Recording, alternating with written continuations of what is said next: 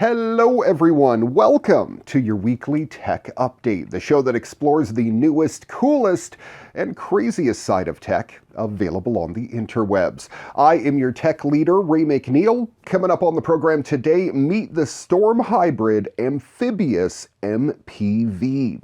SpaceX's SN-10 Starship prototype lands after an epic test launch and then eventually explodes. Happening in this week's What The, something so frightening that it can only be seen in Australia. And of course, we'll wrap up the program with this week's Moment of Joy. All that and a whole lot more coming up on today's edition of your weekly tech update next.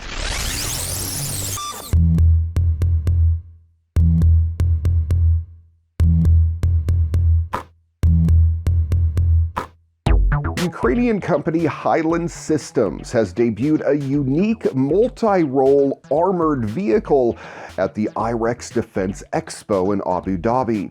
The Storm is an armored MPV with a hybrid powertrain and a fully amphibious capability, with a submersible version coming very, very soon. This is far from the first amphibious tracked military vehicle that we've seen. Russia's BT-3F and the USA's AAV-7 have been around for quite some time, but the Storm is the first one to take advantage of a hybrid electric powertrain, giving it an impressive 18 to 36 hour range in hybrid mode with its diesel range extender running, or the ability to run purely on battery for 1.5 to 3.5 hours depending on your speed. Weighing in at around 17,600 pounds, this versatile six-seater 2,500 horsepower electric powertrain makes it a seriously quick performer in its category. Top speed on land is about 140 kilometers, that's 87 miles per hour, and it's capable of an impressive 18.6 miles per hour in the water, 2 to 3 times as fast as its larger competitors. It'll currently handle waves up to 60 inches with 20 inches of ground clearance and durable rubber tracks. The Storm can climb vertical step-ups as high as 60 inches as well, or move across a 80-inch wide moat. The tracks are built to be modular, so parts can be replaced instead of replacing the entire thing. And this, says Highland, makes it nearly 70% cheaper to run than other models. Its armor offers protection from ballistics, mines, and IEDs, and it can be configured to run entirely by remote control, allowing unmanned or even autonomous missions.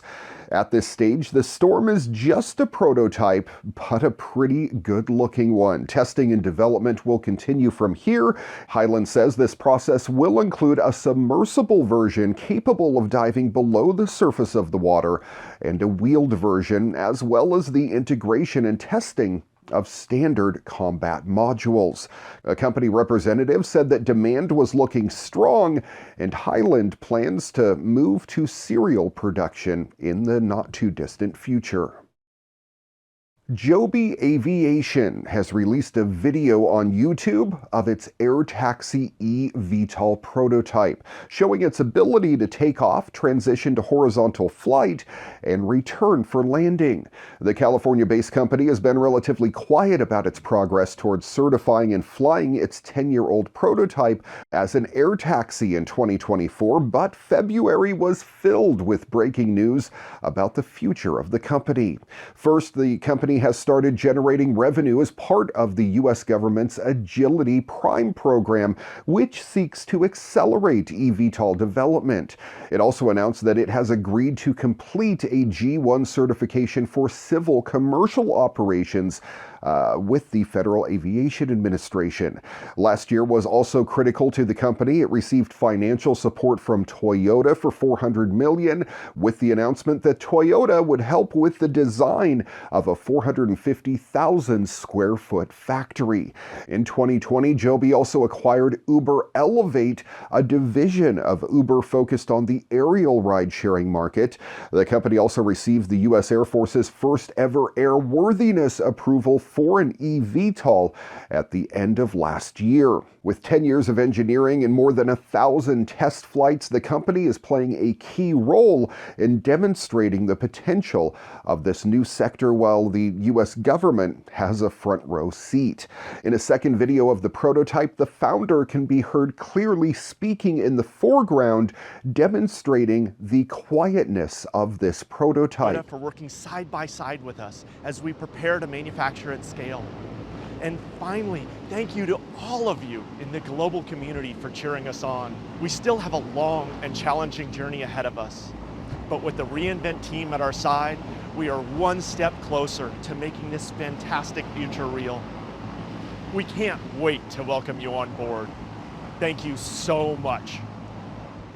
It's designed to transport 5 individuals at speeds up to 200 miles an hour at a distance of 150 miles using existing battery technology. The prototype has 6 large tilting rotors to achieve vertical lift and horizontal wings for its crews. The most important news for Joby is its merger with reInvent technology partners, giving it a combined equity value of now $6.6 billion with forecasted gross revenue of $1.6. The deal included Reid Hoffman, co-founder of LinkedIn, who will join Joby's board of directors, and Mark Pincus. He's the founder of Zynga. Joby also announced that they would be listed on the New York Stock Exchange. A statement said that it had $910 million of fully committed funding for infrastructure development. Joby will build a 450,000 square foot manufacturing facility in California as it ramps up production of its air taxis as well. Recently announced, it's one of the fastest stand-up scooters the world has ever seen. It's called the Wolf King, and it's made by Cabo. Able to accelerate to highway speeds in mere seconds, the King doesn't stop gaining speed until it hits 60 miles an hour. With a rugged full suspension build and burly, knobby tires, it can take that aggressive quickness and speed to the trails as well. This thing looks awesome. Needless to say, it looks like some of the most fun that you can have standing on 2 feet. Chinese scooter brand Cabo was already a name that you could find on all sorts of lists of world's fastest scooters. Its Wolf Warrior, for instance, uses a pair of 1,200-watt hub motors to accelerate up to 50 miles an hour, an impressive top speed that's more than the average stand-up scooter rider will have any idea of what to do with. But you know what's better than being a decorated warrior protecting your wolf pack? Being king of the pack. The Wolf King ups its 2-wheel drive motor power to 1,500 watts per wheel, teaming up for 3,000 watts of nominal output and a peak spike power output up over 6,700 watts. That's enough power to get the man scooter sprinting to 50 miles an hour in a mere 4.8 seconds ahead of max speed at 60 miles per hour. We'd love to see a 0 to 60 mile per hour figure, which might very well be faster than a list of cars on the market, but we've only seen the 0 to 50 listing thus far. If reining in all that power and speed on a smooth, fresh paved road isn't challenge enough for you, the Wolf King can also take things off-road. It's based around a robust aluminum frame and includes dual hydraulic rear shocks, a front suspension fork, and available tubeless off-road fat tires as well.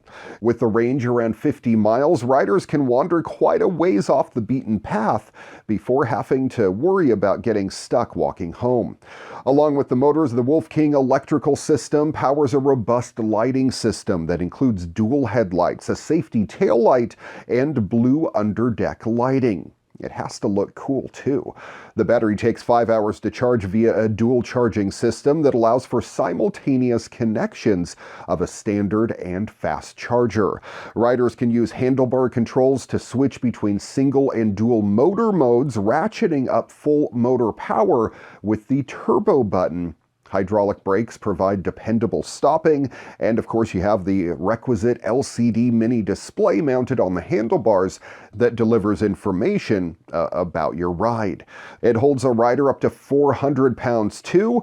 While the Wolf King debuts as one of the fastest stand-up electric scooters in the world, it does fall well short of being the true speed king. We say well short, not because there are numerous scooters ahead of it on the list, but because at least one of them tops out at well above Cabo's latest. Over at LA-based Rion, 60 miles per hour is what you get from an entry-level model.